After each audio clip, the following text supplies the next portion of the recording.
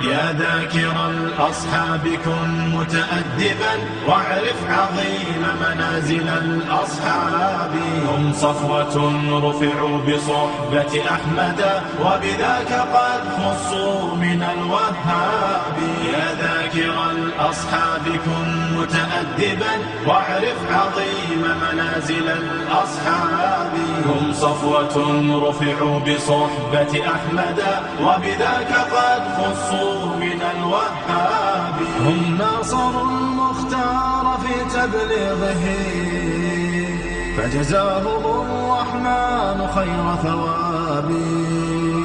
ما بال أهل الغي طال لسانهم وتجرؤوا ورموهم بسباب.